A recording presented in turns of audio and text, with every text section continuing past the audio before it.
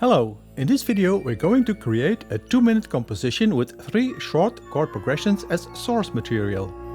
The limited set of techniques applied to these chords includes extended harmony, pedal point, polychords, strata harmony and arpeggio motifs as sources for melody.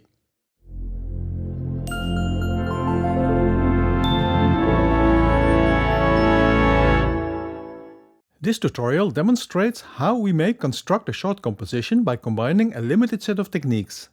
The starting point are 3 chord progressions, one using Riemannian transformations. In the harmony domain you'll see extended chords, pedal point technique and polychords with stacked triads. Melodic elements and instrumental forms are constructed from arpeggio motifs. The instrumentation includes synthesizers and orchestral instruments. In case you've picked up useful approaches from previous video tutorials on this channel, please consider a one-time PayPal donation or become a regular supporter as a patron. Here's an overview chart with the techniques used in the example composition called The Midnight Dance Begins. At the top you see the 3 short chord progressions used as source material. Each has specific characteristics that we'll discuss in a moment. We modify the basic triadic harmony through the use of extended chords, pedal point and polychords in a strata harmony setting. Melodic elements are created from short arpeggio motifs applying imitation. These are used as melody layers in the strata harmony approach. Let's look at the basic triadic harmony. The source material is this set of 3 progressions. I use the tonets representation on the right to illustrate the characteristics of each progression. The first set of 4 triads uses Riemannian transformations, while I label the second pair as remote diatonic and the last group as chromatic. Let's study these in more detail. We start with the Riemannian transformation progression, here abbreviated as RTF. The set contains 2 major and 2 minor triads. To get familiar with various Riemannian transformation types, watch this series of 4 tutorials. The tonets path between triad pairs show that we are using one elementary transformation, the parallel operation P when connecting G flat major and minor, 2 second order compound transformations, see the labels P, L and LP, and 2 third order compound transformations, here P, L, P. The set contains 2 hexatonic pairs, triads B flat major and G flat minor, the other pair being F sharp major and D minor. Listen to these triads and note the double occurrence of triads in the tonets representation. Below the staff find the chord inversion position label.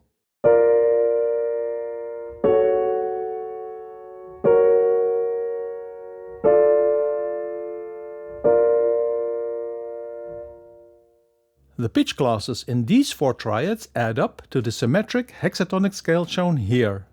It is a scale with 3 symmetrically distributed roots and interval structure 3 + 1 semitone. From the 4 triad set we create the chord progression shown here with a sequence of third order and second order compound Riemannian transformations. The latter yield chromatic median pairs F sharp minor and D minor and F sharp major plus B flat major. The progression uses root position, first and second inversion triads, and there is stepwise mostly chromatic smooth voice leading. Listen to the progression and follow the path in the tonets.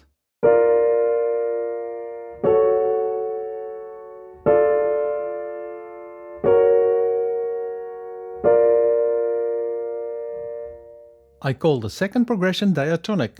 The chord pair B flat major and A flat minor are remotely related in the tonets diagram.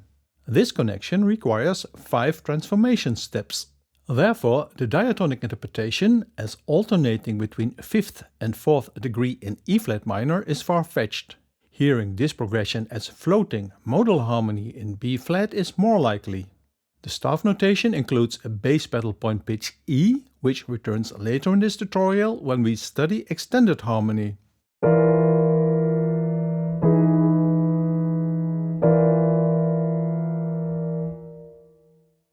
Let's listen how this progression is used in the opening measures of the composition in a setting for low woodwinds and double basses.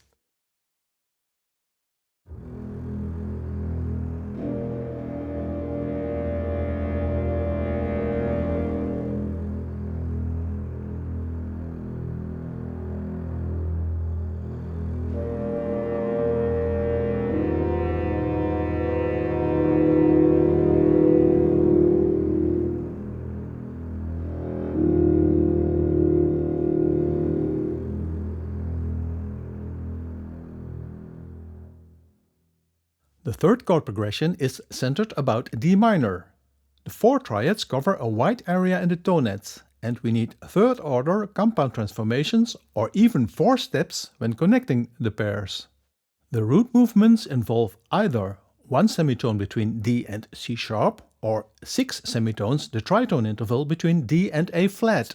That's why I've labeled this progression as chromatic. The staff notation shows the triad voice leading and the inversion position. By the way, for the audio fragments in the score, I've indicated the virtual instrument collections used.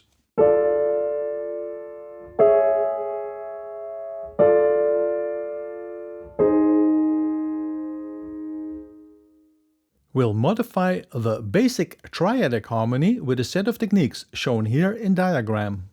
These include seventh chords, pedal point and polychords, and you'll see these approaches in more detail now. Remember how the first progression with the Riemannian transformations yielded a hexatonic scale.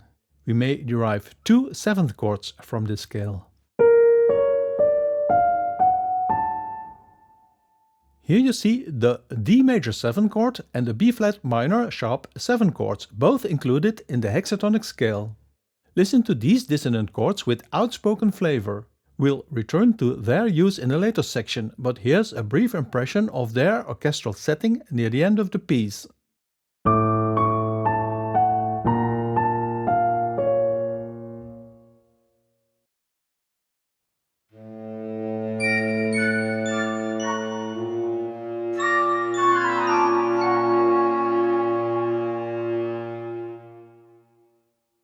A regular visitor in mood music for film and video is the use of pedal point.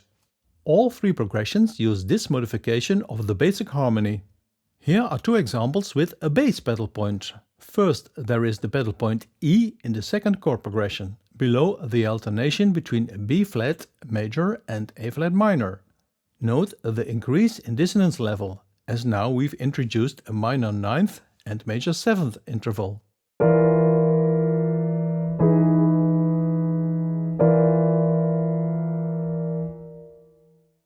Pitch class D is used as a lower layer tonic pedal point twice in the composition in combination with the progression in D minor. Here we obtain a similar dissonance level increasing effect.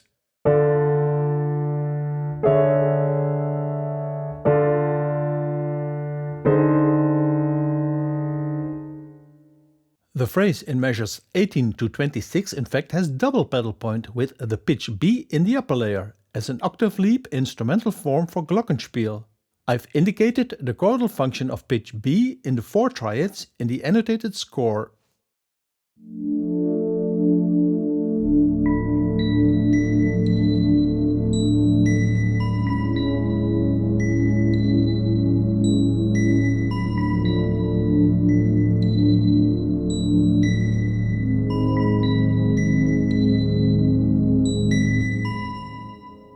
Stacking basic triads yields polychords. This is another technique for modifying the harmony and stepping up the dissonance level. The creation of specific hexachords and polychord settings is discussed and demonstrated in this set of 3 tutorials. We'll use polychords in a strata harmony setting, a technique from the Schillinger system of musical composition. We may control voice leading for each layer in the strata harmony, and this approach is a tool for orchestrating and creating instrumental forms. Here's an example from the center of the piece with 3 stacked layers. There's an incomplete triad on root E at the bottom with chordal function 3 omitted. The middle layer contains an A minor triad and the top layer shows an arpeggio D minor triad. There's a highly dissonant minor 9 interval between bass and lead part, although all three triads are closely related through the dominant tonic perfect fifth root interval.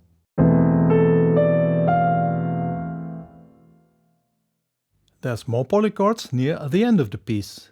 This three-layer strata harmony phrase is based on hexatonic progression 1 with Riemannian transformations. The opening two-layer polychord stacking A-flat major on A minor ends the previous phrase, but then we see the double pedal point on root E in the bass, the sustained chords in the harmony layer, and the top layer that will be used as lead melody. We'll return to this phrase in a later section.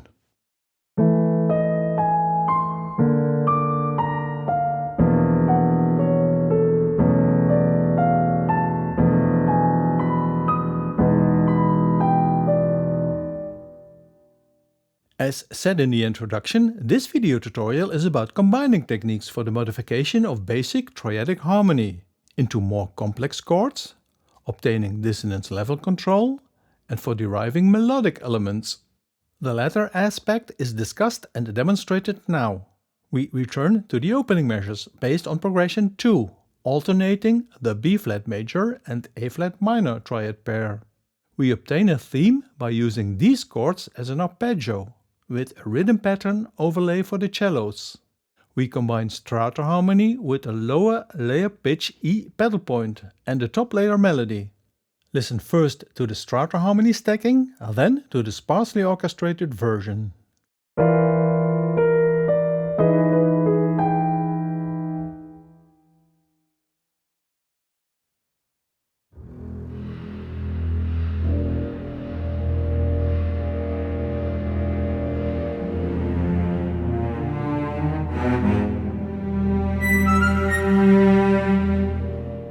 Returning to the middle section, here's the next three-layer strata harmony setting, now for progression 3 in D minor. Again, there is the lower layer bass pedal point D, triadic harmony in the middle layer, and a derived arpeggio character melody in the top layer with occasional non-chordal passing tones. Note the ascending-descending arpeggio pattern.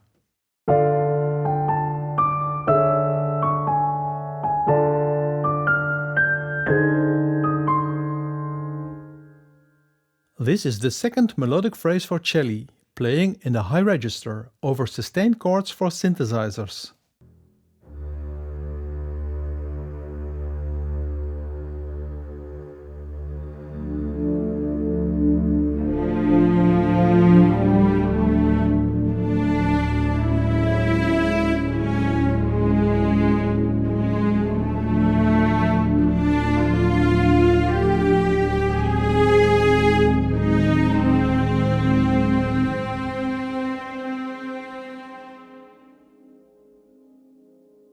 Another melodic technique is the creation of short motifs from the stacked triads and then apply imitation and/or rhythmic diminution. Here's an example from near the beginning of the piece for distorted harpsichord and contrabassoon, followed by a second motif for accordion and high woodwinds.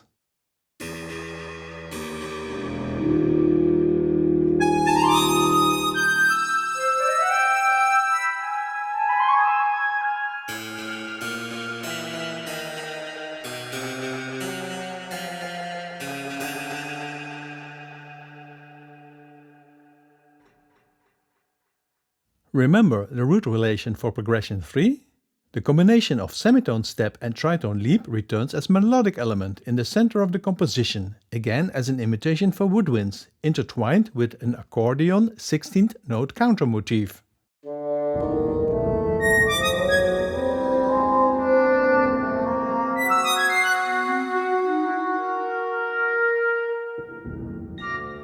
Now let's inspect how the arpeggio top layer in strata harmony is set as melody.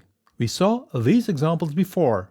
Here's the three-layer framework in measure 31, followed by the orchestral setting as three-part arpeggio for two piccolos and flute, with glockenspiel doubling. The synthesizer harmony layer is no more than a stab in the low-mid register.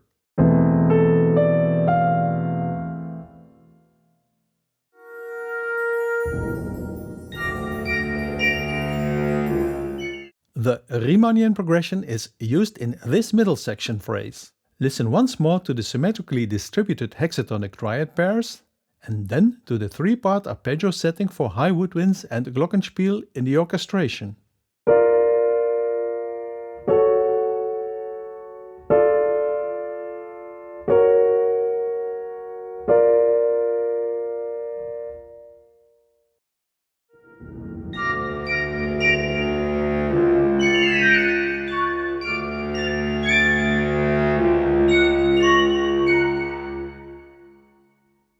The final arpeggio example uses the seventh chord, derived from the hexatonic scale and progression 1.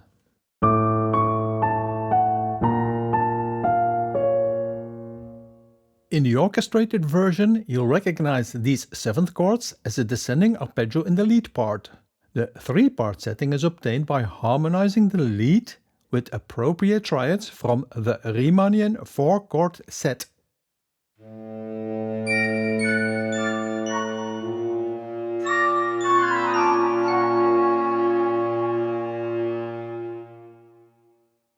The final combination is a case of serendipity, as I was writing the closing section. Look at this two-layer setting of the four triads from progression 3 in D minor. The triad order in the arpeggio top layer is C sharp minor, D minor, A flat major and D minor. By accident I added incomplete but shifted triads in the bottom layer, a process marked with red arrows. This polychord approach obviously increases the dissonance level considerably.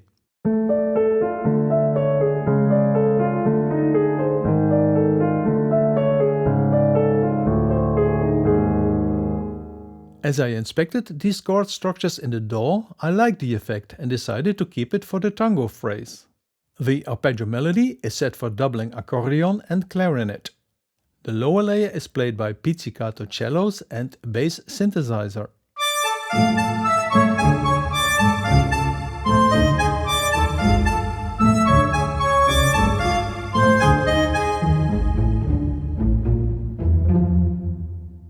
Well, why not use this idea once more? Here you see the closing phrase, a three-layer polychord setting. The top layer with the triads from the Riemannian chord sequence are turned into arpeggio melody. I modified the final two chords in order to obtain a suspense mood closing. The middle, harmony layer uses a shifted version of these triads. The lower layer has a double bass pedal point, the incomplete E triad with 3 omitted. The overall effect on harmony is high chord tension level. You may want to inspect the highly dissonant intervals between the layers.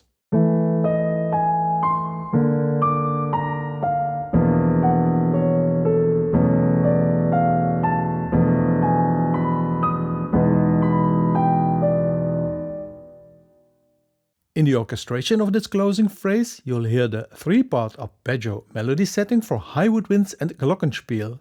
The sustained chord layer is for synthesizer, while there is the return of the intertwined counter motif for harpsichord and accordion. The pedal point is played by bass synthesizer and double basses. The pizzicato leaps for cellos are carried over from the tango phrase.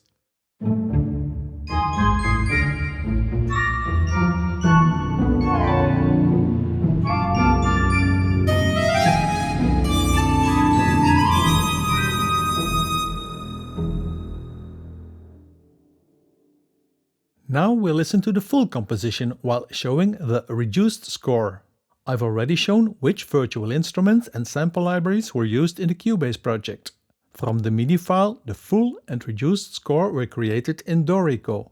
The piano reduction fragments were rendered and exported from Logic Pro. You'll notice that the Midnight Dance actually never begins. There's one tango phrase and that's all. This example composition is more about the mysterious midnight mood.